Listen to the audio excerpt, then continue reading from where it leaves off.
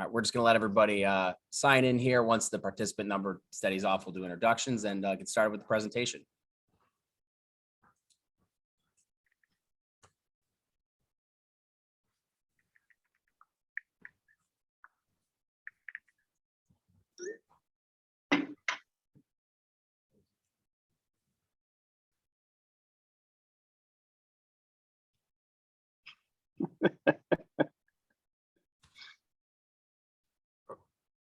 I'm in two places at once. Yeah, I'm just giving a second, Ellen and Scott, to allow the participants are all logging in now. Good morning, everyone.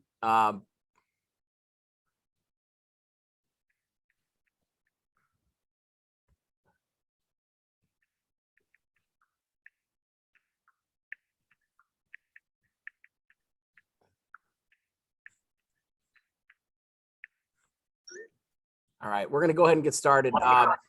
Good morning, and thank you for joining us this morning. On behalf of FASNY, the New York State Association of Fire Chiefs, and the Association of Fire Districts, we are very proud to bring you a seminar on EMS billing for the fire service and what that means for fire departments and fire companies who, up until July 8th of this coming year, have never been able to bill before. We're going to do a quick round of introductions and start with a representative from the New York State Association of Fire Chiefs we have here, Chief Dale Lingenfelter from Niskayuna. Good morning. Rich Brandt from the Department of Health. Good morning. I'm Tim Hannigan, General Counsel for FASNY, and with us this afternoon, we have, in addition to Rich, two seasoned EMS experts, Scott Bowman, who joins us from, where are you, Scott? I am on the island of Ambergris Key in Belize right now. That is dedication. And I didn't see any snow the other night, by the way. I don't know what all the hoopla on Facebook was about the snow. and we have Ellen Nooney from Volusia Rescue and the Albany County Sheriff's Office. Ellen, if you'd like to introduce yourself to everyone. Good morning, I'm Ellen. I do the billing for Albany County Sheriff's, EMS, and Volusia Rescue. All right. I also want to take a moment to thank our legislative representatives that were instrumental in this. Jill Scalzo from Albany Strategic Advisors and Todd Vandervoort from the Vandervoort Group on behalf of the fire service really have pushed very hard for this legislation to be passed, and we would not be where we are today without their assistance. Senator John Brooks was also someone who was instrumental in allowing this to be passed and this vision for so many in the fire service be realized. Senator Brooks couldn't join us in person today, but has asked to address you all this morning, and we have a prepared remark that I will share with you now. Hi, I'm State Senator John Brooks from the 8th District. I'm here to talk to you today about some really great news. Included in this year's state budget was the inclusion of a cost recovery program to recover from the insurance associated.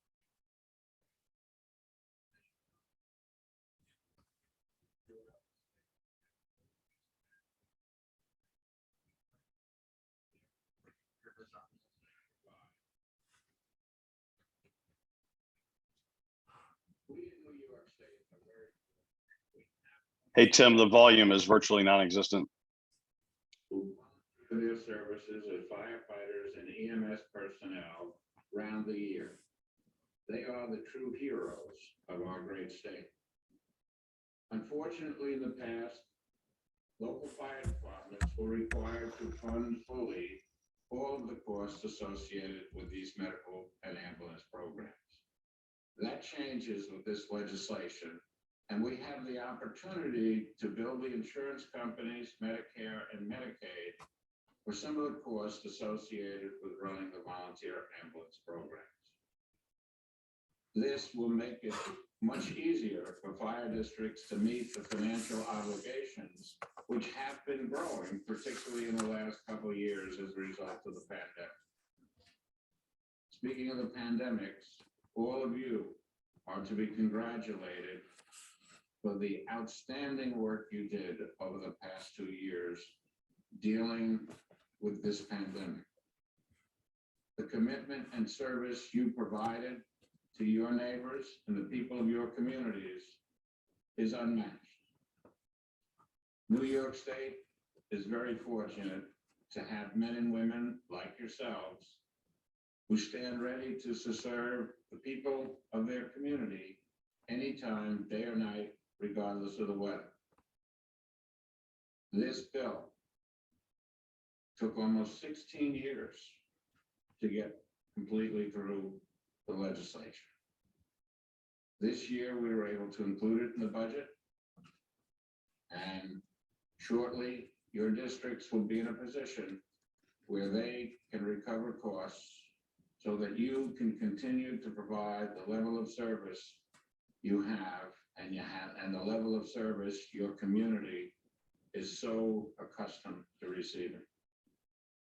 Once again, thank you for what you do for your neighbors, and be safe out there. All right, good morning, and thank you, Senator Brooks. We're going to get started with the roundtable discussion this morning with our panelists. At first, what we wanted to do is provide each of you with an introduction as to what this new law means. The bulk of the changes are going to be contained at General Municipal Law, Section 209-B. And what that does, it has traditionally up until, again, July 8th of this year, has forbidden you as fire departments from issuing any sort of billing for ambulance service whatsoever.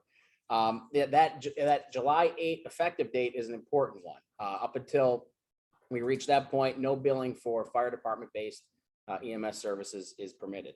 The new law requires a few other provisions that you should take note of. There's in the forthcoming magazine, the May-June article of the FASNY Volunteer Firefighter. There will be an article kind of breaking these various elements down, but I wanted to cover them quickly for you just because of the recency of the passage of this law. Any fire department or fire company that intends to submit a bill for services will be required to contract with the authority having jurisdiction and get permission from the authority having jurisdiction prior to engaging in ambulance service billing. The AHJ, as a part of that contract, will be required to approve your schedule of charges before any billing takes effect. And if you are a BLS, so basic life support service, you are required to either contract with an ALS transport agency for intercept purposes, or if you do not bill for services, you under the new law as a BLS agency will be required to pay a rural ALS transport intercept fee that's either one set by you under contract or one that is customary for that region, but under the language of the law, not excessive or unreasonable. Rich, do you want to talk about, and I guess we should probably back up to, so this will not automatically apply to all fire service entities. It's only those entities that have operating authority granted from the New York State Department of Health that are permitted to bill. All of the prerequisites as far as operating an ambulance service still need to be satisfied. All of the employment law related considerations also still need to be satisfied. We are not going to delve into those primarily today. If we have some at the end, we'll get to it. But what you should know as a general overview, in order to operate an ambulance in New York State, you need permission from, at a minimum, the New York State Department of Health, Bureau of EMS, and your local regional Emergency Medical Services Council. So this program is intended for those agencies, and we're going to discuss billing in a way that you are from an agency that already has that operating authority and can speak and can and has the ability to bill under this new law. All right, so Ellen, Scott, Rich, let's talk about billing. What do we need to know before jumping into billing? I'm a fire department. I've never been able to do this before. What's important for us to know? Oh, so many things. I can start off and Ellen, Scott, jump in. So many things. Medical billing is a complex matter, and it's not one to be jumped into lightly. Depending upon the size of your individual departments, you may wish, and I strongly kind of recommend this personally, engaging the services of one of the medical billing companies in New York State. There are many of them. You can do a Google search. I work for the state of New York, so I can't recommend any. But they will handle the medical billing for you for a fee. They take a piece of your payment in exchange for doing all this work. You are certainly, if you are an enrolled provider, you're free to bill your own claims, but it's very, like I said, it's a very complex matter. We can get into some of that today. We would have to put on a week-long symposium to cover everything at least. Scott or Ellen, what are your thoughts on a fire department or a fire company figuring out, trying to determine whether billing is appropriate for them? What do they have to know going into this thing? Well, I think from the 30,000 foot view, making sure that everything that you're doing as you're setting this up is in 100% compliance with state and federal regulations is probably of utmost importance. And to Rich's point, I think that trying to do that on your own, if you don't have the expertise, is probably a heavy lift and not worth the risk or the money. I would say working with people who have that expertise, at least to get you up and running, is probably a good idea. I think most EMS agencies that have been billing for themselves for a long time probably started out that way, working with a billing company, having them do it. And then as they've learned the business, have considered maybe bringing it in-house. And there's lots of variables, as to whether or not it's worth it to do that. But I'd say, early on, if you're just getting started, I think Rich is 100% correct. Just making sure that you're compliant with all of the state and federal regulations is just so critically important. I think, and Ellen, I'm going to kick this one to you because Scott just talked about complying with state and federal regulations. Let's start with, we'll get to those. Let's start with a private insurer. If I'm a fire department, what do I have to do? Let's assume that, we're going to try and bill on our own. What has to be done to bill a private insurer as a fire department? Well, even just to get started in billing, you've got to have an NPI. For Medicare, it's going to be the 855B, getting credentialed with Medicaid, and then all of those commercial insurers. So you've got to get your agency credentialed with them in order to be able to, bill. A lot of them now want to be have a contract with you versus just accepting your rate. So it's a lot of work to get up and going. We have, so as I just mentioned, this legislation takes effect July 8th.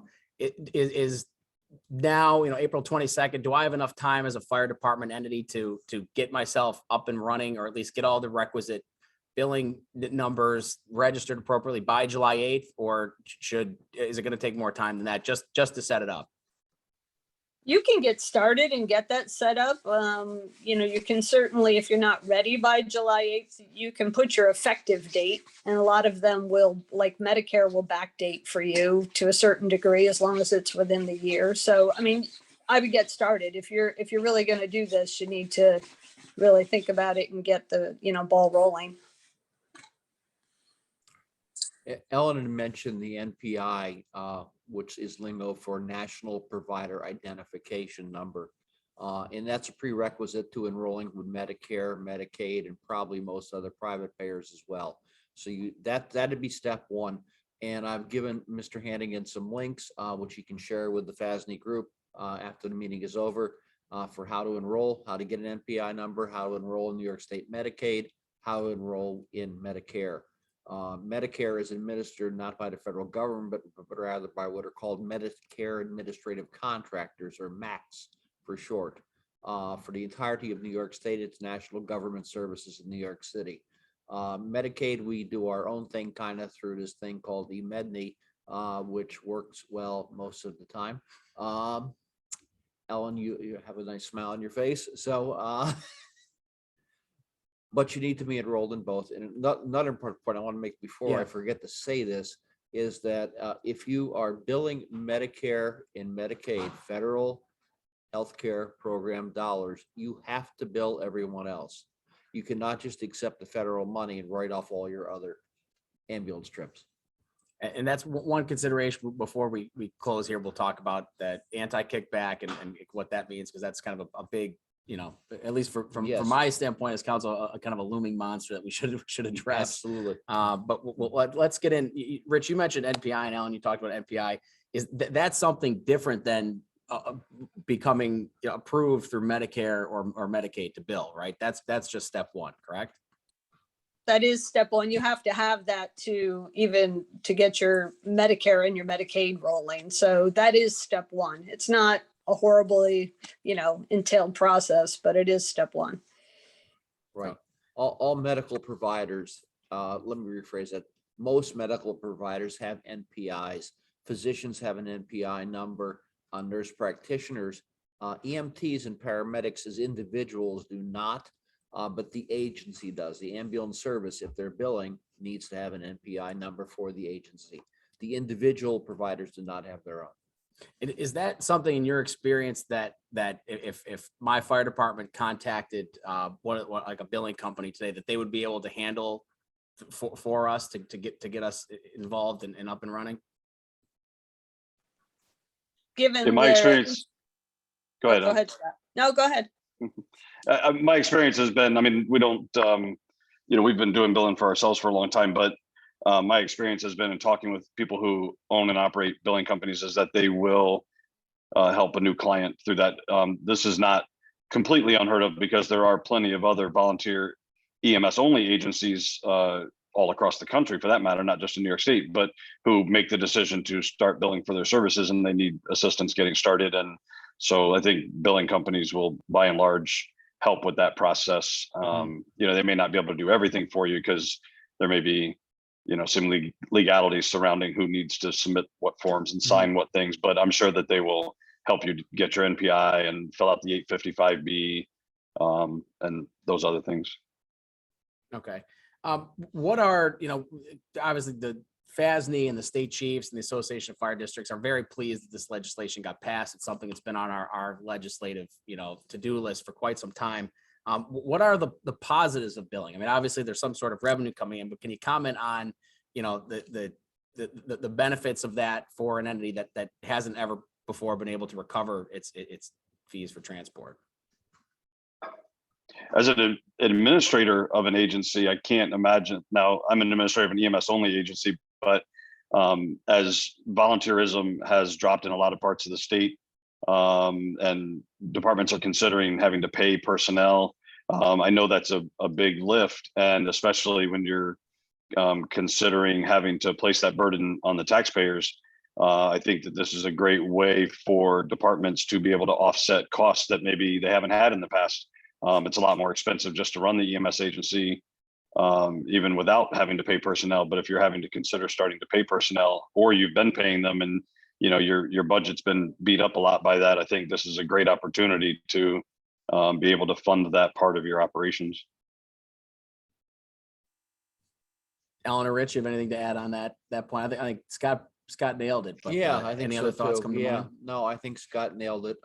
There are some risks associated with billing, and we can get into those in a little while. Yeah, that was my next point. Was actually Okay. if we're satisfied with Scott's answer from Belize, Yeah. which I am, I thought he did a nice job. But what are the pitfalls of billing? What do we need to be other than jail or doing something really bad? let's foreclose the option for jail. What are some of the pitfalls that you've seen as far as billing is concerned? And can you give the fire departments, fire companies of the state recommendations on record keeping and understanding what this new privilege comes with great responsibility? What are they in for with respect to pitfalls and items to be concerned with?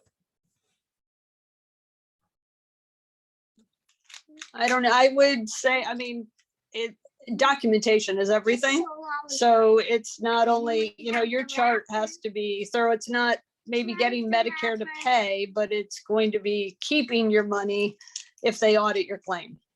Medicare can pay it, but once they look at your claim, maybe they audit it somewhere down the road and they're going to take a, view at, 20 or 50 claims and decide where your error rate is. And, they could be taking a lot of money. So that part could hurt too.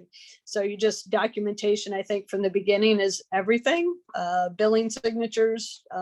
There is a lot of work to it. It's not just pushing a few buttons. Ellen, can you provide a for instance of, or an example? We submitted a bill, it went through, and then Medicare later came back and said, hey, we paid you too much, and we've audited this one, we've decided to pay it differently. What would be something that would cause that?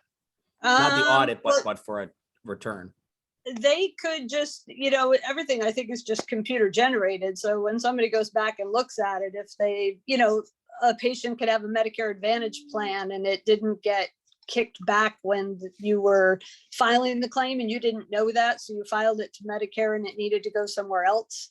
So, they're going to take that money back and you have so many days to return that money. Or, they do have it set up where they can recover it automatically for you. So you don't have to worry about cutting them a check.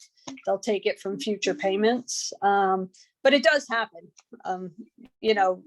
You're not going to be dealing with non-emergency transports at the firehouses, the fire departments, but it definitely can happen. I think the bigger fear is probably, sorry, Richard, I think the bigger fear is the big money having to give back is if you're doing things improperly and something triggers with, especially Medicare, Medicaid, maybe not quite as much so with the private payers, but if something is triggered in their system that doesn't look right and that triggers an audit, it may not be that they received a complaint from anybody, although that's another way that they could have an audit triggered. But if to Ellen's point, if they come in and do an audit and they pull a sample of your claims and they find 10% of your claims are fraudulent, meaning that you billed them incorrectly, and they don't care whether it was purposeful or not, they're going to say that over the last X number of years, on average, 10% of your claims were fraudulent. You owe us back 10% of your money. And if you want to dispute that, you have to prove it. There's the burden of proof is entirely on you. So this is, kind of back to the original point about compliance and making sure that from day one, that everything that you're doing is 100% compliant. Because if something does get triggered and they come in, even if it's a random audit by the MAC, and they come in and they find 1% of your claims are not correct, that's pretty reasonable and a lot more affordable and probably not even worth fighting. But if they find a large number, it could be incredibly painful if you're talking millions of dollars over the course of a few years. Rich, you were going to mention something. No, Scott hit on the point very, very well. These are called post-payment recovery audits. If you bill a claim to Medicare, you will get paid. Absolutely, the money will come to you. Whether you get to keep it is another situation. And during these audits, if you are a provider, you will eventually get audited just because they randomly choose for providers to audit. And as Scott said, if they find out that some of the claims are paid in error, they, much like the Internal Revenue Service, apply what's called extrapolation logic. If 10% of your claims are bad in their eyes, you owe 10% of the money for the audit period back. So if they paid you $1 million, you have to write a check for $100,000 back to them. The key word, Medicare is probably the most, I don't want to say dangerous, but that's really what it comes down to. The most dangerous in terms of post-payment recovery audits. Medicaid typically does not get involved, especially with emergency claims to the degree, and private insurance companies are not a threat in general. I don't want to say they're not a threat totally, but not a threat. The big money is in Medicare, and the big risk is with Medicare. So now that we've satisfactorily scared everybody with respect to doom and gloom and pitfalls, which is an important topic, but let's assume here, okay, we've run the call, we've submitted the bill appropriately, we've properly coded everything. I explained two notions, and obviously as current operators, the fire department will understand whether they're running a BLS or ALS service. What's the difference between billing BLS versus ALS? And then and I know Ellen is our resident expert in this, but Scott and Rich have a ton of experience in it as well. How much do we get paid for running those calls? Who can set the charges? What are we going to get back? Can you comment on that difference between BLS and ALS for purposes of billing and the recoveries that a fire department could see? Can I jump back for 1 minute? I'm sorry, I apologize, but this skipped my brain. With Medicare, the key words, the key buzz term is medical necessity. Medicare only pays for ambulance transportation when it is medically necessary, meaning that the beneficiary could not be moved by any other means. So even with an emergency call, if I'm over 65, which I'm not quite there yet, and I have Medicare and I fall and I maybe break my wrist, do I need an ambulance? I don't know. I could probably go in somebody's car to the ER or urgent care center, ortho care center. So that claim might get overturned on post-payment review, even though you will get that check. You will get that electronic payment originally. That's the kind of stuff they look to take back. It's even tougher if you're running non-emergency claims as well, which I'm sure most of the FASNY membership will not be doing, but it gets much dicier there. I'm sorry. All right. No, that was a good comment on the last one and this one. So let's talk BLS versus ALS recovery amounts. What's the distinction? Obviously, one's a higher level of care, but what's the distinction there? And then how do we charge for that? And can we charge different amounts? So anybody, Scott, Rich? I was going to let Ellen go with that because she. Sorry, my volume is, I can barely hear you guys now, so I totally missed that question. Okay, we were, Ellen, we were talking about billing. We were talking about billing private insurers, Medicaid and Medicare for ALS and BLS transports. What's the difference in what can be charged? And to talk about recovery time for those bills. I'm going to give it a shot here because I can't really hear you.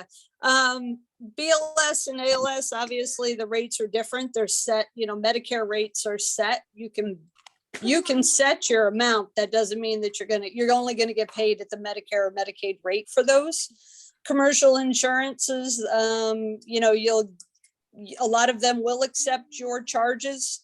There's usually a contractual less patient's copay amount. And for Medicare, it's going to depend. And I think I said this when I spoke to you the other day, is about there's upstate and downstate Medicare rates. And, downstate is pays a little higher than upstate. So it's definitely, a difference there. I don't know if I answered your question because I didn't completely hear you. I'm sorry. That's right. Yeah, go ahead, Rich. I can add if you'd like me to, Ellen. Yeah, go ahead. Yeah, go Okay, ahead, Go Rich. ahead and add to it. Yes, you can set your rates for whatever you'd like as long as your regulatory board approves of it. You can charge $1 million an ambulance call if you want to. You're not going to collect that. Okay. And when you're dealing with the government payers, you're going to collect what's on the fee schedule.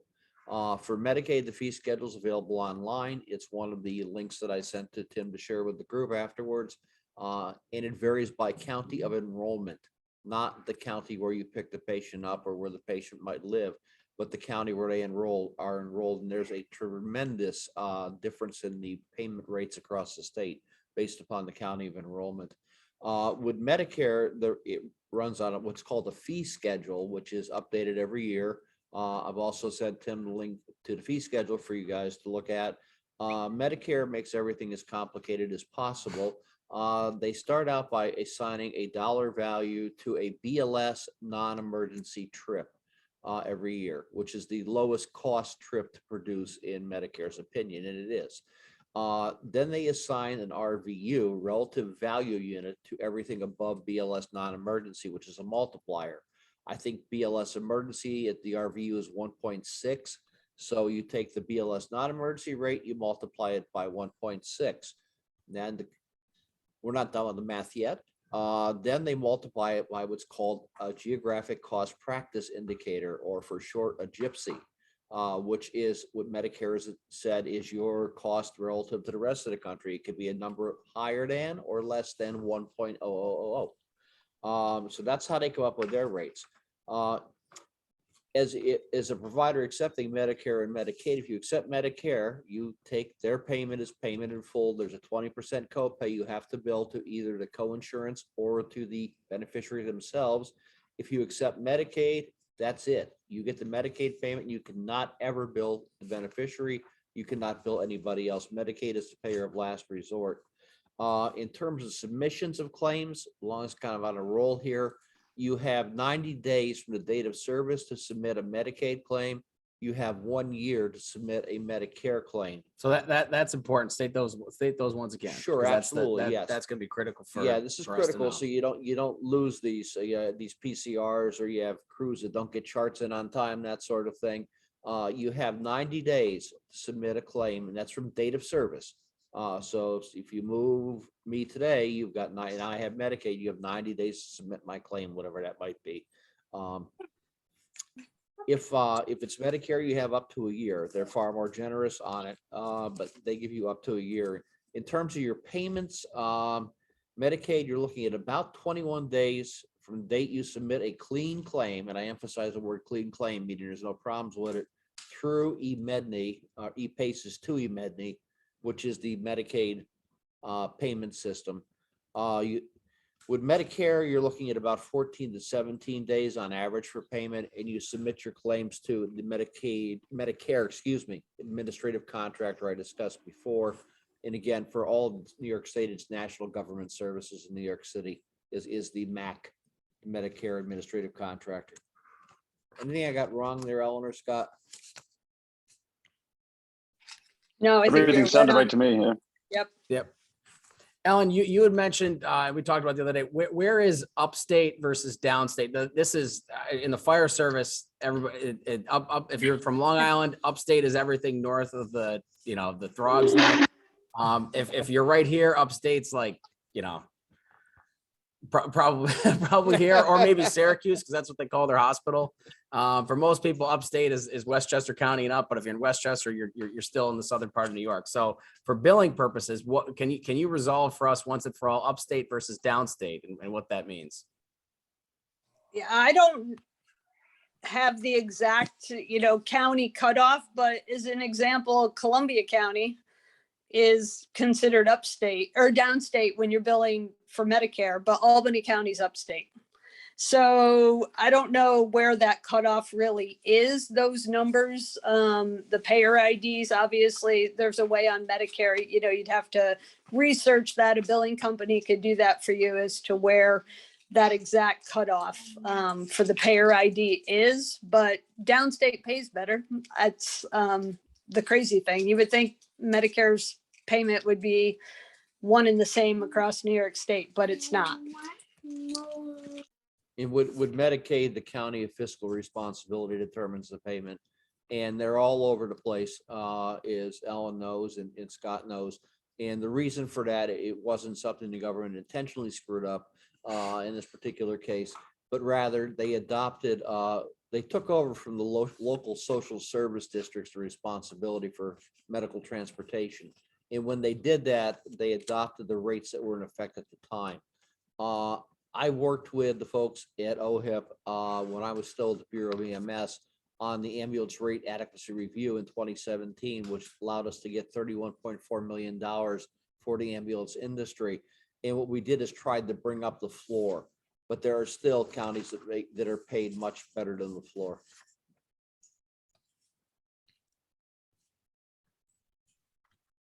All right, we're gonna take actually, what I wanted to back up to and kind of continue on this discussion of, we'll talk briefly on the billing component, hiring an outside vendor. Scott, for a couple moments here, can you address the need to engage in a HIPAA business associate agreement for purposes of exchanging that protected health information outside of your agency? Yes, I think it's would be a good idea for anybody who's considering doing this to refresh their memories or learn a little bit more about HIPAA in general. HIPAA, everybody thinks that everybody's information, no matter what it is protected under HIPAA at all times, everywhere, and that's simply not the case. HIPAA protects information that's being transmitted from one place to another or used for certain purposes such as billing and other things like that, and requires that we protect it. There may be other privacy laws that currently protect let's say a fire department who does not bill for their services and doesn't transmit that data may not have been covered under HIPAA when the law came into place, but there are other privacy laws that might cover them and force them to protect the information kind of the same way. Under the HIPAA regulations, if we're going to engage really anybody that's going to have access to your patient information, whether that's a consulting firm that might help you get started, or whether that's a billing company that's going to do your billing, or an outside auditor that's going to come in and look at your claims to make sure that everything's being done correctly, which you should be doing on a regular basis as well. All of those engagements require that you have a business associates agreement or a BAA with each of them individually. And basically, it's a very simple few-page contract that says that you're going to share protected health information of your patients with those entities, and those entities are going to protect that information. Are not going to divulge it or let it leak or what have you. They're going to do everything that they can to protect that information. And that's a business associates agreement. And you have to have one in place with pretty much everybody that you deal with relative to your billing. So again, it could be your billing company, it could be a consulting firm, it could be an outside auditor, it could any number of various different entities that you might work with. Your charting company, for example, part of your agreement with, if you use, say, EMS Charts or Image Trend or whoever, you have to have a business associates agreement with them as well. So, and they're all pretty standard. It's pretty simple. It might sound cumbersome to have a bunch of different contracts in place with a bunch of different entities, but it's really not. All of these entities already have them, and they just plug in the names and sign off. It's easy. That was actually good. Alan or Rich, anything to add on the business associate or HIPAA No. portion? I think you did a great job. Very with well that one. said, Scott. We obviously, and Alan mentioned Upstate versus Downstate, and you all know, having a wealth of experience in providing EMS in our area and this region. There's a difference in the number of calls that an agency is going to run in, say, Long Island or New York City, obviously, versus we'll call it Upstate, which could be pretty much, I think, every place other than it's north of Columbia County, Alan.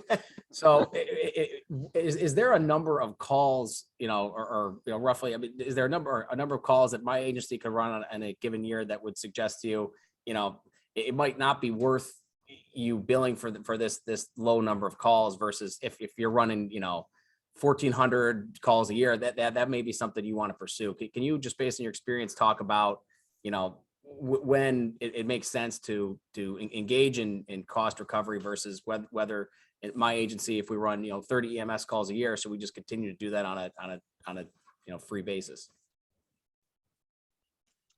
Yeah, I mean, I think. Go ahead. You tackle this one, Ellen.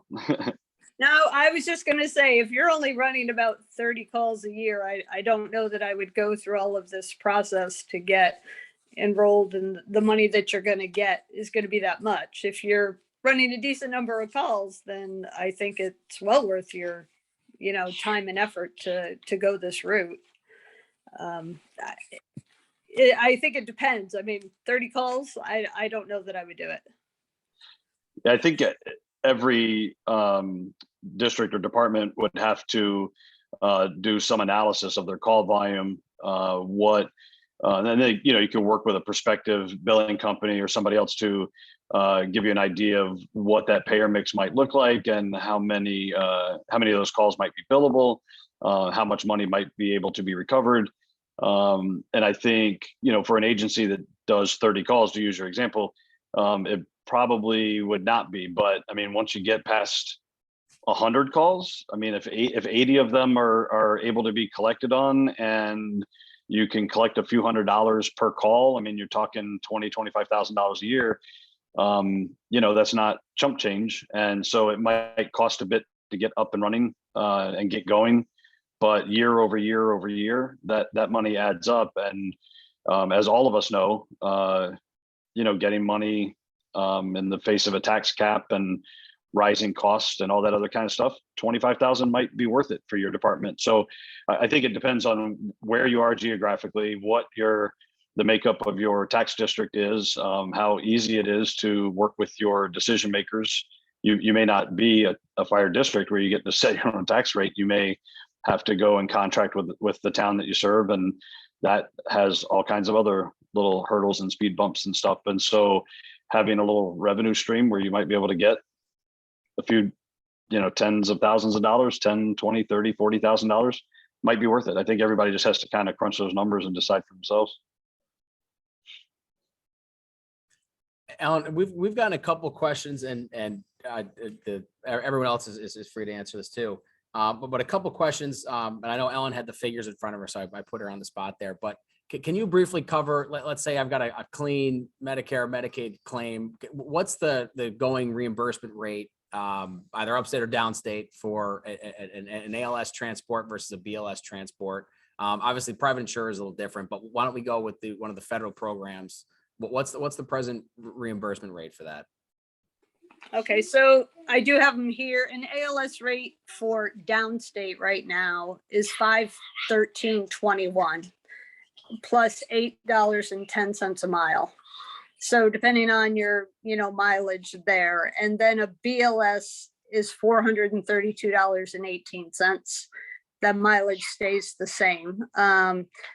Medicaid, we're talking $2 a mile, $224.95 for ALS, and $189.01 for BLS. So, and then if you're upstate, let me look here. I had it with me. ALS is $463.02, $458.52, and BLS is going to be $398.12 with $802 a mile. So, it really depends on where you are and what your claim level is. But there's also factors in there. With Medicare reimbursement about, dispatch. If it is dispatched as an ALS call and all the criteria are met and you transport the patient BLS, you can bill it ALS. So, there's different factors that a billing company can help you with because they know the Medicare law on those specifics. We've had some questions even ahead of today's seminar, Ellen, about whether a transport is required to bill. So if there's some refusal of medical attention or something else, and I've got fire service only here, but is a transport required for purposes of submitting a bill? No, we bill for RMAs just as a general rate of $100, $100 a piece. A lot of them now, more and more insurers are paying. But we've also found that the patients know that they've received a service, and if you're billing Medicare or Medicaid, that's a non-covered charge. But patients have been willing to pay if they've received a service, and you can bill for your motor vehicle RMAs too. We do that with great success. So it is possible. There is money out there that people leave on the table because they feel like they can't bill for those charges, but you can. It is, again, a non-covered charge with Medicare or Medicaid. Okay, Rich, did you have I saw you nodding, and so do you have any comments on that? No, I agree with her. I've been out of the actual industry itself. I was in the industry for 34 years, but I've been out for about 7. And even when I left the industry, and I was the vice president of operations for a very large ambulance service in this area, we were getting payment from a lot of the no-fault carriers. This is 7 years ago, for treat in place, and we were also working with some of the HMOs at that time, CDPHP and MVP primarily, for the same sort of thing, including facilitating telemedicine encounters. But you're right, in terms of if it's a Medicare, Medicaid beneficiary, you're not getting a dime. And you can't bill them. So for everyone submitting questions too in the chat, please don't hesitate to send an email to secretary@fasny.com, and we'll endeavor to get an FAQ up on on the FASNY website shortly, answering some of the common questions that we're seeing. We're going to try to address as many of them as we can here But please feel free to email secretary@fasny.com, and we'll endeavor to get those questions answered in the future.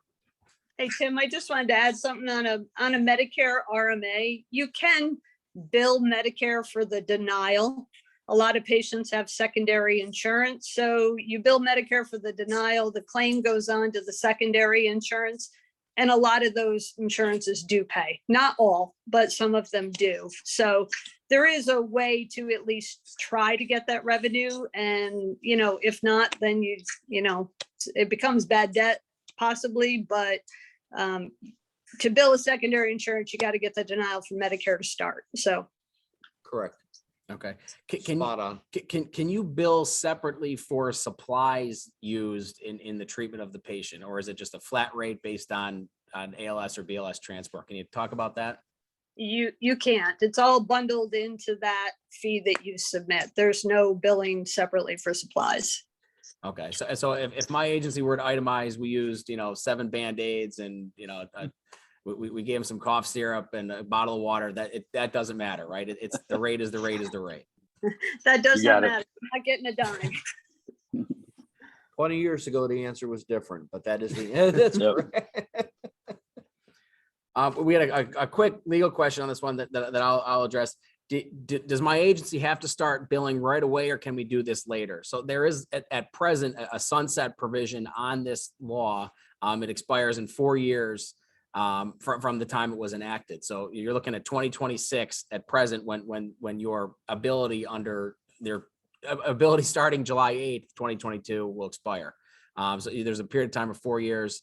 At this juncture, my understanding is the associations are going to use that period of time to kind of see how this works, and then advocate when the time comes for a remedy or remedies at that time. We talked about how is an audit of billing required internally, and how do we track that? Can you talk about just the internal record keeping for billing? So just full disclosure, I'm a partner in a compliance consulting company where we work with healthcare entities, including EMS agencies. So it's not a plug, just to let you know that is a potential conflict. So You're here because you're experienced. That's all right. Yeah, I got you. Understood. So yes, the audit is required. You're required to audit your own information on a regular basis. When the Affordable Care Act was passed in 2009, I think it was colloquially known as Obamacare. When that was passed in 2009, that required that all healthcare entities perform regular audits of their claims, and that's hospitals, nursing homes, doctors' offices, everybody. Now, I'm not saying everybody actually does it, because we find a lot of people who don't, but you should be, you're supposed to have a compliance plan in place that includes a committee and a compliance officer, and at the very least, they should be reviewing claims internally. It's highly recommended that you have somebody from the outside review your claims on a regular basis. So as I mentioned before about how a Medicare audit would work, they would come in and pull a sample of your claims. A consulting company would do similar. They would come in, pull a sample of your claims, review them, make sure that they were all coded properly, that the documentation supports the coding, and that everything was paid correctly. If they find money that was overpaid, that money needs to be given back, obviously. And if you self-report, Medicare loves that when you self-report. So yes, that should be done on a regular basis. All right. Thank you, Scott. We got a question that I passed over to Rich here from the audience. It said, if you are a BLS, but you transport a patient requiring ALS care with an ALS provider on board, is that billed as an ALS transport or BLS? And who submits the bill? Can you touch on that topic? Again, this is one from the audience. Sure, you want me to take Yeah, it? go ahead. Oh, Yep, I'm sorry. It depends is the answer. If you have an agreement in place between the two organizations, yes, you absolutely can. I was instrumental in setting one up with the company I worked for many years with 2 ALSFRs, City of Albany Fire Department, City of Schenectady Fire Department. where when their paramedic would jump on one of our ambulances, we would, in provided ALS services, we would bill the ALS rate. Only the transporting entity can bill. Excellent. Yeah. Scott, do you have any, you agree with Rich, Alan? We're on the same page. Yeah, there? 100%. Yeah, 100%. And it's worth pointing out too, and most probably already know this in the audience, but if the, let's see, make sure I say this right. You cannot bill Medicare in New York State if you're an ALS FR unless the transporting organization is legally not allowed to bill. I'm sorry, is legally allowed to bill Medicare, but they don't choose to. So I'll give you an example. In our area at Valatia Rescue in Columbia County, we have a neighboring fire department based EMS agency who just, I'm sorry, they're a nonprofit. They used to be fire department based. They're not now. They're nonprofit now, and they choose not to bill. But because they're not legally prohibited from billing, when we do intercepts with them, we can't bill Medicare. So this is a huge change in the law, allowing the fire departments to be able to bill and recoup that money and have agreements with ALS organizations. So yeah, I kind of strayed there a little bit, but did I get that? Do I handle this one? Actually, I'm not sure what the answer is on this. So maybe they may have a better idea, because the company I work for was ALS since 1982. Yeah. So it's So the question is, does a provider have to register as ALS or BLS for billing purposes? And what if they only run ALS intermittently? So as a kind of an initial matter on this, in order to be approved to operate at the ALS level, you have to get approval from your REMAC or the Department of Health. You have to have that. That's a recent change. You have to have that permission granted first. So, and that dictates whether you're operating at approved to operate through the department at either the department, meaning the Department of Health, at a BLS level or ALS level. But I think what the question, maybe I can rephrase it, is if we're a BLS agency, but we have a county paramedic jump on board, what's that call billed as? But ALS. it's not their paramedics? Yes. Is that- Yeah. Well, it's yeah. not- Let's assume we're a BLS entity only, because I think that's what this question meant. Right. I think it goes back to that, That whether you have entity? a contract with that entity Yep, to right.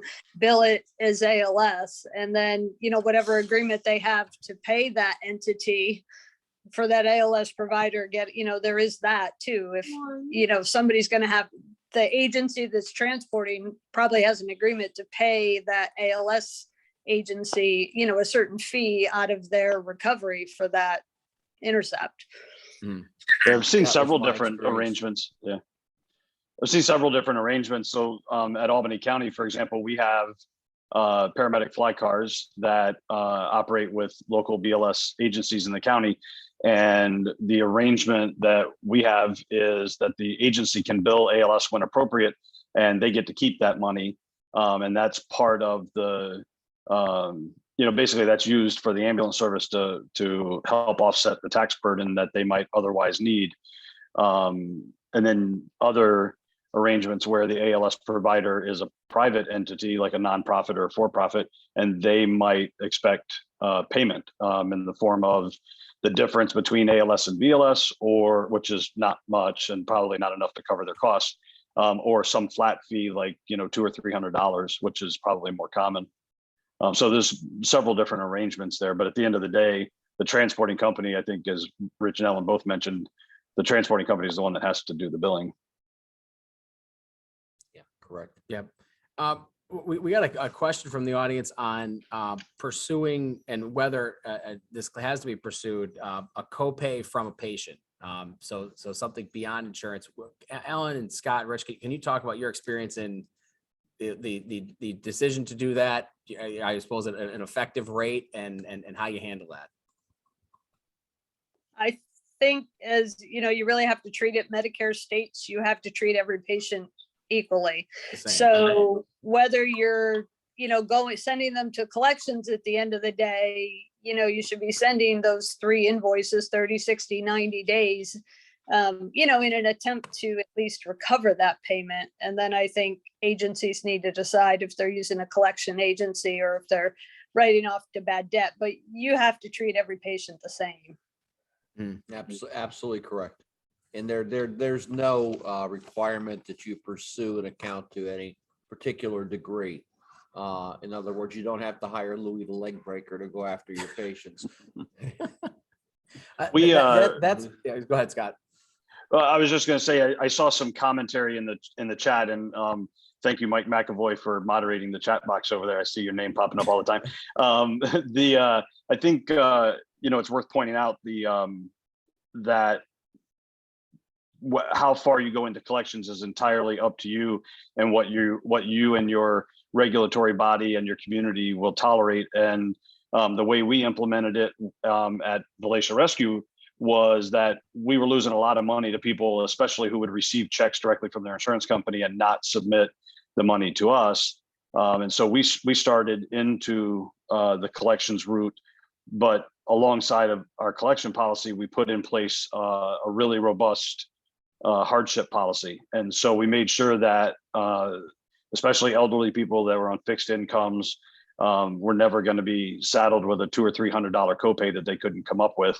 All they had to do was reach out to us, give us a little supporting documentation saying that they can't afford to make the payment, and we'll write off all of it or some portion of it, depending on what those supporting documents are. So we put in a really good hardship policy alongside of it. At my other agency, at the sheriff's office, we don't send anybody to collections. I probably shouldn't say it publicly because people don't pay the bills, but we don't. We follow through with the billing policy. We treat everybody the same. At the end of the day, it's essentially a tax supported service, and the sheriff doesn't want to be sending people to collections. So there's really a huge or a large array of options there for a body to make that decision. And I saw that conversation come up several times in the chat, so it's a good segue. Go ahead. Oh yeah. Yeah, can I talk about 0607 and then pass? Yes, absolutely. Pass the legal torch And to I you? have that Yeah. here. Go right ahead. Yep. Yeah, I just wanted to mention, there is an OIG, Department of Health and Human Services, OIG opinion 0607. And before I tell you the content of it, let me explain, there's a standard disclaimer that comes with all OIG opinions that says, everything you told us is true. If you lied or crossed your fingers, it's not valid, and it's only binding upon the parties to whom it is issued. So others cannot rely upon it. So, and this is an opinion of the Department of Health and Human Services at the federal level. Federal level, Federal level. correct. Yep. It's the federal level. There was a municipality in 2006 that wrote to the OIG's office, and this municipality said, we don't want to bill residents of our municipality because they've already paid for this service. We just Through want tax. through tax, correct. They've already supported the service through the tax base. And the OIG opined in this matter that they could routinely waive co-pays and private pay bills. Because again, the payment was made in advance through their taxes. Now, you cannot, as every fire district listening to this call, you cannot rely on that opinion. Mhm. And I'm going to pass the torch to Tim because he went to law school and I did not. You basically went. Yeah. Right. So now comes the part of the presentation where we say that if you're going to go down this road, in addition to either investing heavily in training for your people or retaining an outside firm to handle billing, this needs to be something you do in step with your competent local legal counsel to advise you as to what and how you can bill, particularly if you're going to go down this road yourselves. So Rich, the opinion is correct. It's from June 2006. But there are major qualifiers here, such as, this opinion is issued only to this entity. The requester of this opinion has no application to, it cannot be relied upon any other individual or entity. So the opinions that you may find online, whether from the state controller or with respect to this one from the feds, apply specifically to that agency. So this is something that you need to consult with competent local legal counsel on and determine the best path forward. We've got a couple questions here about what we've billed, we've received the funds. Let's assume they're not going to be taken back through some audit. Do we have to keep those in a separate account? And then what can we do with those monies? I have a pretty good answer on this one, but I'll kick it to the panelists first. What do you normally keep? Do you segregate funds as a business practice? Whether it's private insurance receivables, or do you keep all receivables in one place? And I know your experience is not fire department based, so I'll touch on that. But just from a business standpoint, do you segregate in separate accounts the funds from Medicare, Medicaid, private insurers? So no, all the money that we receive from payers, from patients to Medicare to privates, it doesn't matter, all goes into one account. At my nonprofit, all of that money is just in our general fund. The only money that we separate are donations that are earmarked specifically for a purpose.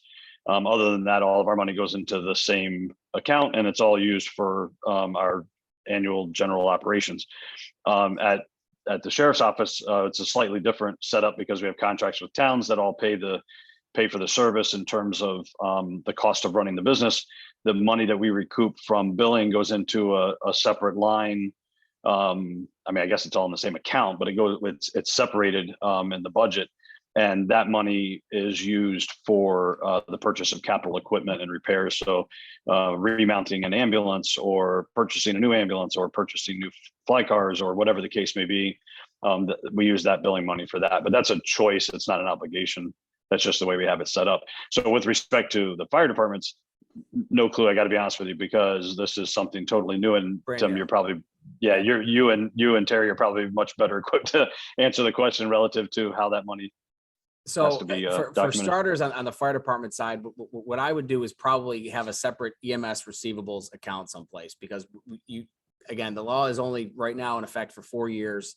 They don't have the strings attached to them quite like 2% funds do. So if you're thinking about these like 2% funds, please don't, because they're totally different.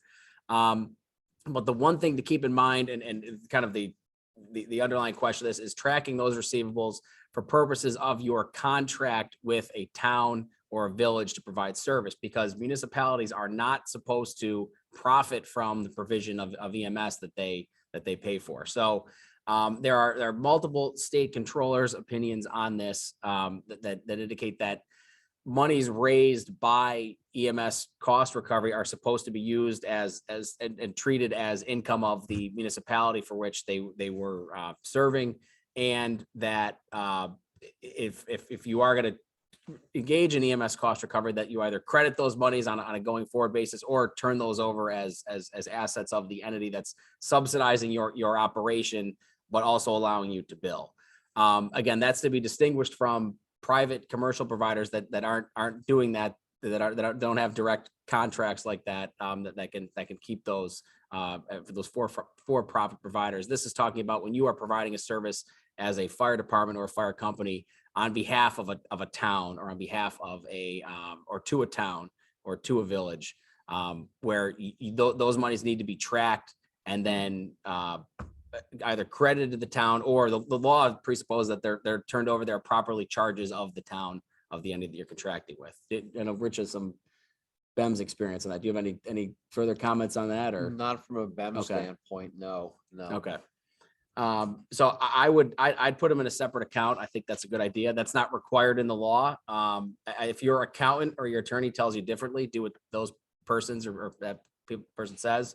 But I think just because of the newness of this and the fact that you've never done this as a fire department before, I would put it in a separate place so you're sure to be tracking it correctly. Okay. There was a question. What can the money be used for? Is it only EMS, or does it go to the general fund? So what this is supposed to do, in billing generally, this applies right now to not-for-profit entities who have direct contracts with the town. It's supposed to offset the cost of the provision of EMS to that geographic area. So however you spend that as an EMS entity in order to provide the service that the town or the village has contracted for, you have some freedom to do that, but you do have to track those amounts, and those are, again, when you're in a contract with the town or village, properly charges of those entities. Cost reporting. Yeah. There's a question here. What's the difference between ALS 1 rate and ALS 2 rate? I think that might have been answered in the chat, but Alan, if you want to, or Scott want to touch on that difference between ALS 1 versus ALS 2.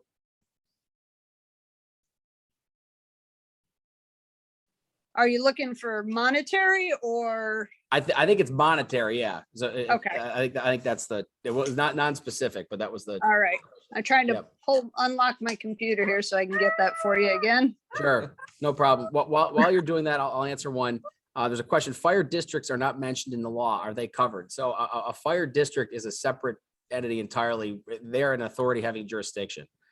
Fire districts would, I'd point them to 122B or the MuniCon process through the Department of Health because they are in fact a municipality. So fire districts are separate and apart from this. This 209B is designed to allow fire departments within a fire district or within a town or within a village, or fire companies within a town, within a village, within a fire district, to provide this service, but contract with their authority having jurisdiction. So a fire company or a fire department, which is a collection of fire companies, is always going to have an AHJ, an authority having jurisdiction. A fire district is at the AHJ level. Departments and companies are under them. I have your answer here. Between Sure, ALS go right ahead. and between ALS and ALS 2, it's about a $230 difference. This is the downstate number. ALS is 513.21 and ALS 2 is 742.81. Those are the Medicare numbers, correct, El? Mhm. Yes, that's correct.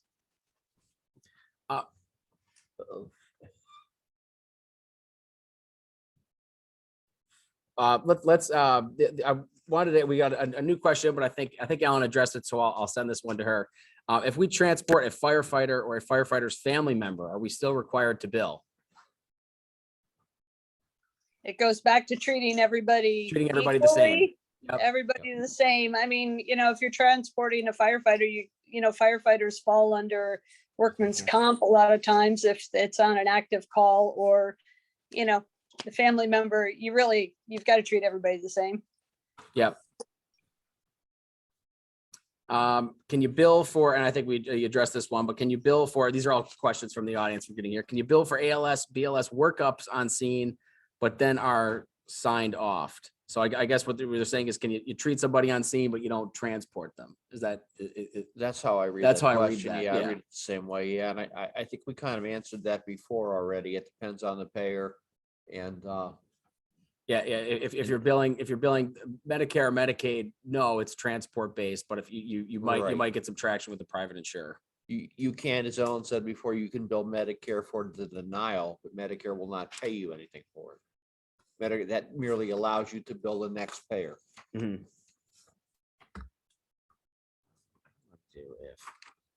Okay, we had a couple questions that I sent around from the from people ahead of time.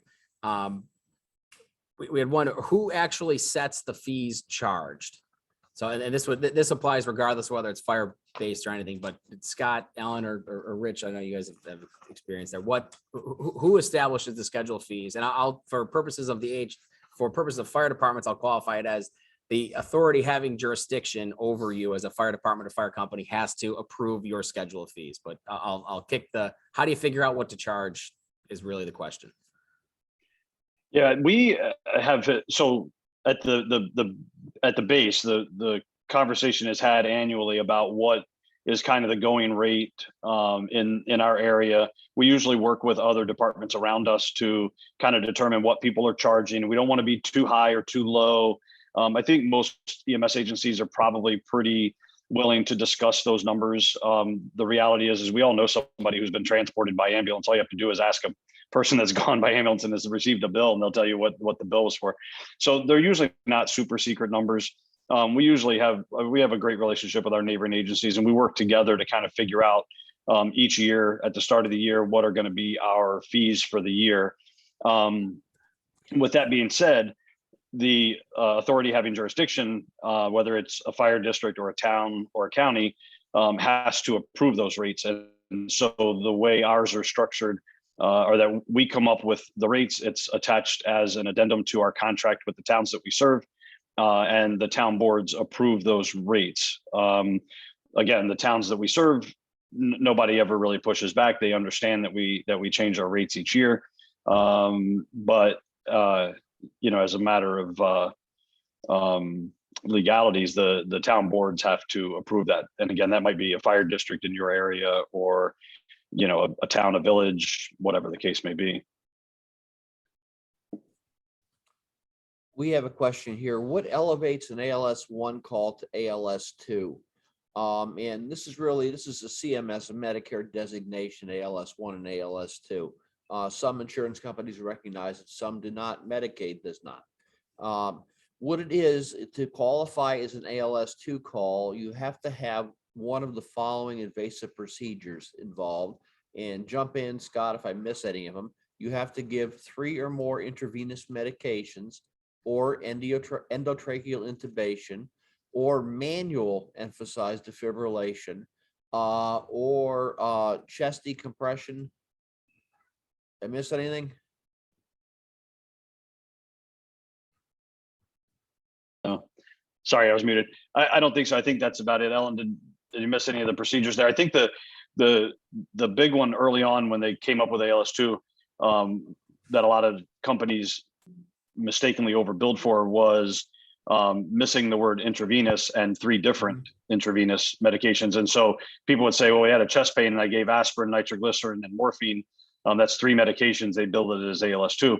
And that's incorrect. They have to be 3 different intravenous medications, and it can't be 3 doses of the same intravenous medication. So if you have a combative patient, you give 2 doses of Versed and then you move to ketamine, or fentanyl or something like that. That's actually only 2 medications, even though you gave 2 doses of 1 medication. So there's some caveats there to the medication part of it.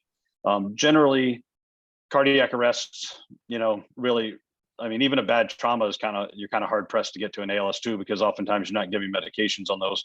You might do a chest decompression and an intubation and go to the hospital, and that's not going to get you there. So it's got to be 3 things. Okay. We have about 18 minutes or so remaining. I wanted to touch briefly on anti-kickback contracts with a nursing home or a hospital or other facility. Now that fire departments can bill, I can envision a scenario where if a facility like that has some need, they could contract directly, and it would be just like contracted with a not-for-profit or other commercial provider. Can we discuss, at least in very 101 introductory level, anti-kickback? If a nursing home asked you or a hospital asked you to shave the fees for them in exchange for the other business, is that something that's allowed? And let's talk about how you address that in your commercial and non-jail lives. Yeah, I stayed out of jail for 35 years, so I guess I did okay with it. But it is a criminal statute. The anti-kickback statute is a criminal statute, so it's for real. They play for keeps. What it really comes down to is you cannot charge anyone else less than you're charging the federal healthcare program system. So if you offer anything of value, even just an offer, you don't have to take it, but if you offer anything of value in exchange for referral of federal healthcare program dollars, that is a kickback. Tim, you're the attorney. Jump in if I'm wrong. So we on behalf of agencies, we've had hospitals or other entities ask us to charge less than what the established Medicare rate is for purposes of running transports out of the facility. It's a pretty dangerous, actually, it's totally dangerous. It would violate this federal anti-kickback statute. So that's as you enter this brave new world of billing, that's something that I would be keenly aware of at all times. If you're going to engage in some sort of agreement with again a facility in your area, a nursing home, a hospital, if you're running calls there, particularly high volume, to be mindful that you should not go lower than that federal rate if you're participating in those programs. Scott, it looked like you had a ready answer as well. You want to go ahead? Well, it's beyond even the fees that you charge. So presumably, if you're just going to a nursing home on a 911 call and picking somebody up and taking them to the hospital, or even on a non-emergency transport, you're going to be billing the payer, Medicare or Medicaid. if the patient is in a Part A stay, the first 100 days of their stay in a nursing home, that's a bundled payment through the nursing home. And so really it's the nursing home that pays you to take them for a CT scan or for an ultrasound or a doctor's appointment. And, you know, of course, we're talking non-emergency transport here, but those are the ones that are really dangerous, where you tell the nursing home that you'll take them for $100 in exchange for getting quantity. The other area that's particularly dangerous, I think, is in our community, we have a single nursing home, 6 stories, 300 beds or something. It's a good sized nursing home. We're the only game in town, so we don't really have to worry too much about inducing business, but we teach their CPR classes, for example, and you know, other similar types of things. So if we were to say to them, look, we'll give you all of your CPR training for your entire facility every year for free, all you have to do is just call us for your non-emergency transports, that would be a violation of the Anti-Kickback Statute as well. So it's not just the shaving of dollars on the payments, it's also anything else that you give them that's of value. You could probably get away with, you know, giving out little pads of paper and pens and other little marketing materials and stuff that you might do to all of your nursing homes in your city.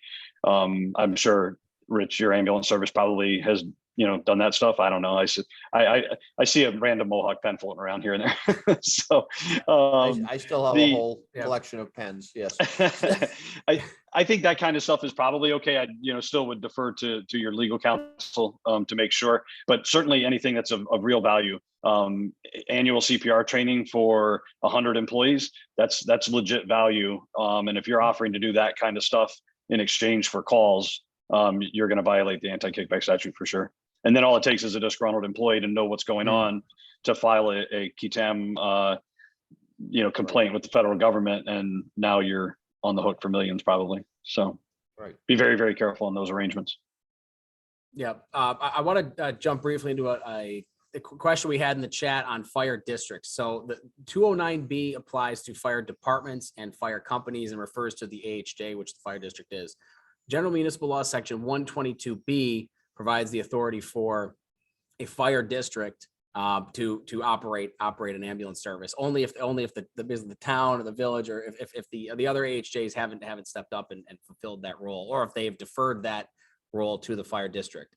122B, General Municipal 122B, was also amended in connection with Part KK of the budget this year, which provided for this amendment to 209B, allowing fire departments, fire companies to bill. So the reference in 122B says a fire district can rely on or contract with the fire department, and they can bill as well. So I think the only logical inference to be drawn from that is that the fire service can bill now. So if a fire district, a municipally operated service can run, it operates not at the fire company, the fire department level, but as an AHJ, just like a regular municipal service, that they too have the ability to bill for service. But just like in the case that we mentioned before about billing, tracking those funds and then using them as a credit, so to speak, or as funds to be used toward EMS, you have to keep track of the amount that you bill for, and those should offset the cost to the public that you're taxing for the delivery of EMS in your specific geographic area. Let me see here. Okay, I think we talked about it before, but kind of winding things up here. My fire, Lord, there's a hypothetical. My fire department does not currently run EMS. Is this something we should start and get operating authority for as some sort of monetary or money-making venture for our membership? No.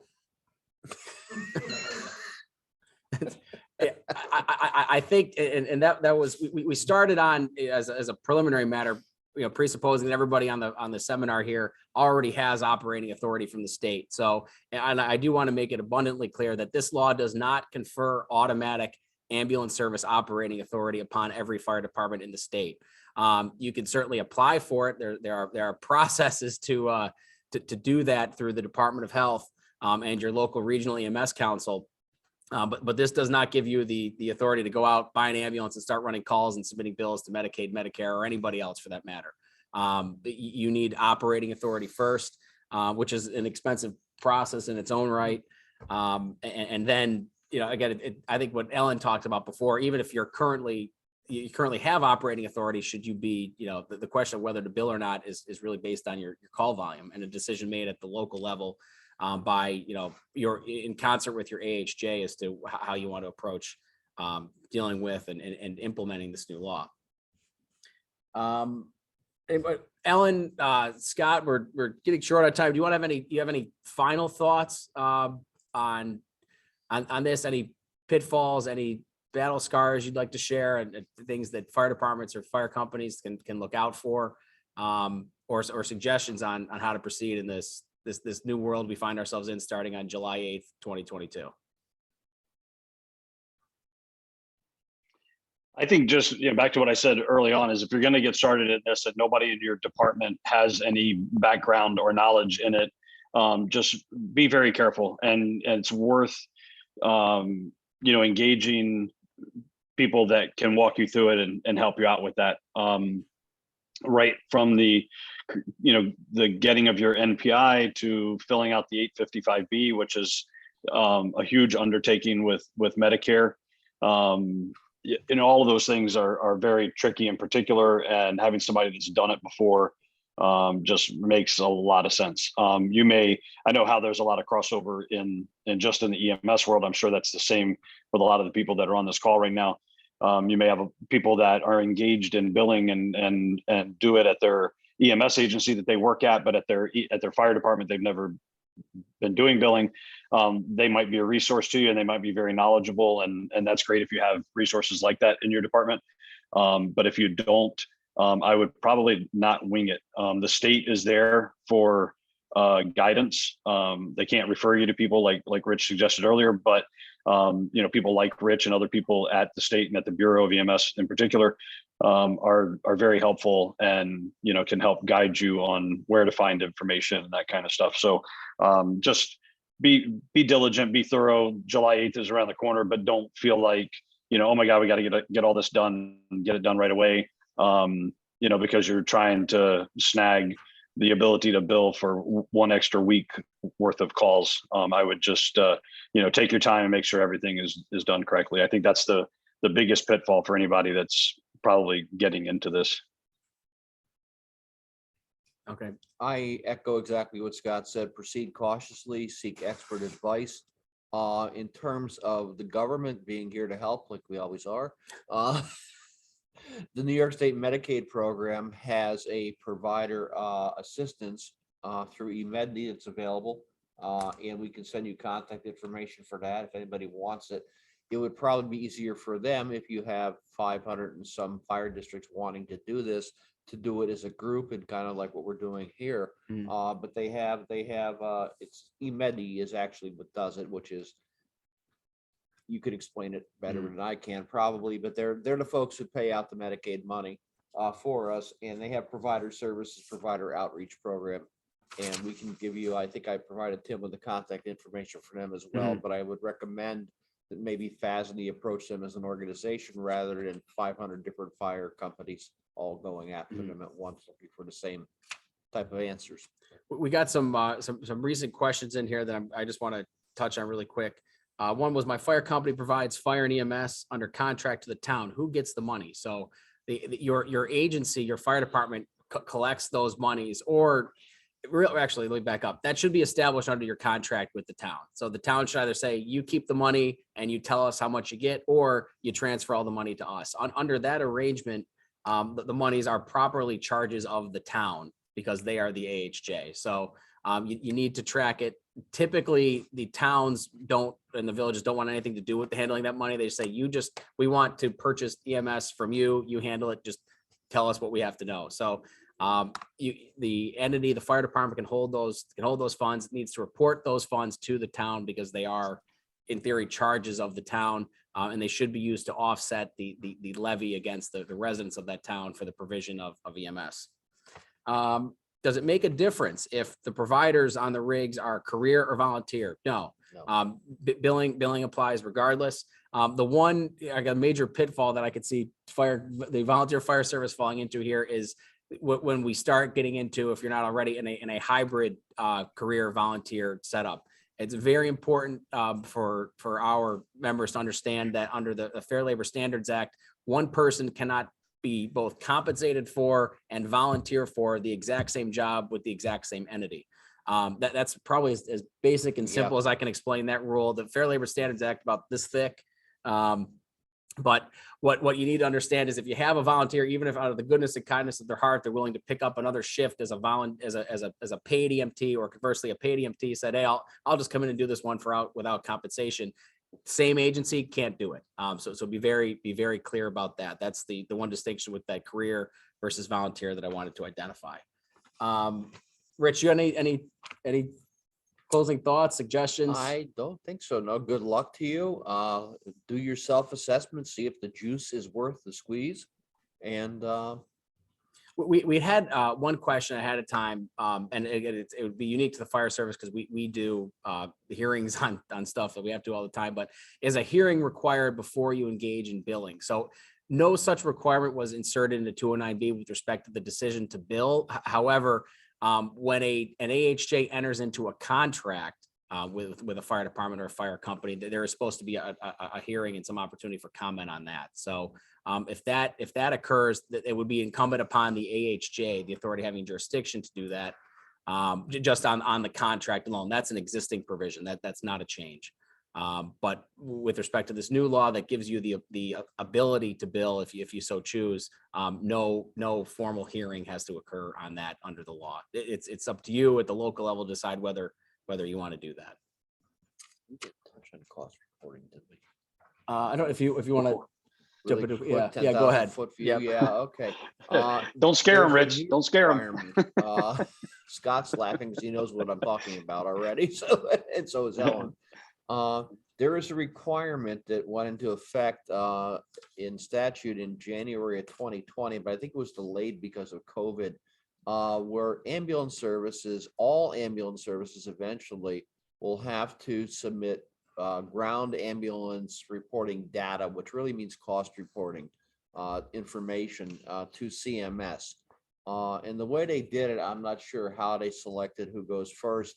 The company that I used to work for has 4 different ambulance certificates, operating certificates in New York State. One of those 4 was selected to be in year 1. So if you get into this business, you will eventually get caught in that net and have to do cost reporting to CMS. What all is involved with that, I don't know that much about it because I'm out of the industry now. There is some information. Again, I'm giving the links to Tim to share with you. But it's a net out there. It's not like it's a horrible thing, but it's something you need to be aware of. All right. Yeah, it's Alan, pretty. any final thoughts, or Scott? I was just going to add on to what Rich was saying. It's pretty brutal, the cost reporting stuff. So I don't know how CMS is going to handle new applicants. So presumably the 4-year cycle to get all ambulance services in has already been created. So if somebody applies to become a Medicare participating provider now, they may not even end up in the cycle because the 4 years may be done before you actually could get chosen. But at one of my agencies, we were chosen for last year, which got postponed to this year. And so we're doing it this year. I will say if you have any interest in researching it, if you're already billing, I would suggest that you go check the American Ambulance Association's website. They have a really good tool on there. And if you join there, you get that tool for free. And it's a way to track all of your expenses and income through all the million different categories throughout the year as you go along, so that when the year is over, you can, it's simple to report. So it's just I have nothing to do with the AAA or SAVIC, the ones that provided that thing, but it's there. So take a peek at it if you're already a billing entity and you think you're going to be chosen. Definitely cumbersome though, a lot of work. Thanks. Ellen, any final thoughts? No, I think we've covered it. I would say just do your homework, see if it's right for you, and, do your research. I think, to be compliant and go forward, and good luck. All right, thanks. I would certainly like to thank Rich, and Scott, and Ellen for their participation today. And I think honorary panelist Mike McAvoy in the chat from the New York State Association of Fire Chiefs, excuse me, Mike, I've been following along. You've done an excellent job handling those as they fly in. And we really appreciate you and everything that the state chiefs did to get this law passed. As I indicated earlier, we will put up an FAQ in the near future with these types of questions. I'd also ask you to tune into the next issue of the Volunteer Firefighter magazine for an overview of the changes to General Municipal Law 209-B. It's a column that I wrote that addresses all the ways that law was changed. And then I know that FASNY Secretary John D'Alessandro has already addressed this in the chat, but if you have other questions and you'd like them answered, please send those inquiries to secretary@fasny.com. I think he's included the email address right in the chat there, secretary@fasny.com. We appreciate everybody's participation today. Certainly to Todd Vandervoort, Jill Scalzo, Senator Brooks, the chiefs, the districts, and FASNY that have really pushed this thing to this point. And to everybody out there, if you're considering this, you've got some lead time before July 8th. Ellen thinks you can get it up and running by then if you so choose. So let's, be ready come July 8th. No bills before then. And thank you all for your attention and your interest this morning. Take care.